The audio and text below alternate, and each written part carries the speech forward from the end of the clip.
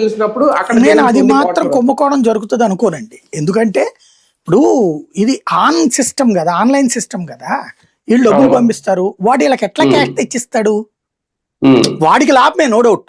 4,000 కోట్లు ఆడు తీసుకుంటాడు, 1000 కోట్లు 1,500 కోట్లు పెడతాడు, వాడు ఖర్చు పెడతాడు. మిగతా ఈ ప్రతి ఇన్సూరెన్స్ కంపెనీ మన ద్వారానే సంపాదించుకుంటుంది, మిగిల్చుకుంటుంది.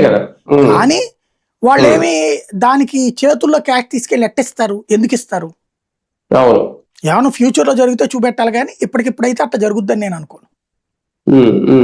ఒక రకంగా ప్రభుత్వం కూడా బీమా పేరుతో రాంగ్ ట్రాక్ వెళ్ళడానికి రెడీ అయిపోయింది. అది అంటే నేను అనుకోవడం ప్రభుత్వం చేస్తున్న రాంగ్ స్టెప్ ఏంటంటే వీళ్ళ పేరుతో ఆ పథకాన్ని మార్చేయడానికి, ఆరోగ్యశ్రీ తీసేయడానికి ఆడుతున్నటువంటి గేమ్ ఏమో అనిపిస్తుంది. అంటే తీసేసిన ఆల్టర్నేటివ్ ఇదే కదా, అదే ఇది ఈ సిస్టమ్ లోకి తెస్తున్నారని, అది ప్రయోజనం అని వాళ్ళు భావిస్తున్నారు, ఇన్సూరెన్స్ అందరికీ అన్నటువంటి పేరుతో. వాస్తవంగా ఇప్పటికే మనకి కేంద్ర ప్రభుత్వం ఉంది, ఆయుష్మాన్ భారత్. మళ్ళీ ఎందుకు అప్పుడు ఆ లెక్కనైతే నువ్వు ఆయుష్మాన్ భారత్ తోనే ఎక్కువ పెట్టించు కార్డులు, సింపుల్. అది ఆయుష్మాన్ భారత్ 8 లక్షల జీతకాళ్ళకు కూడా ఉంది.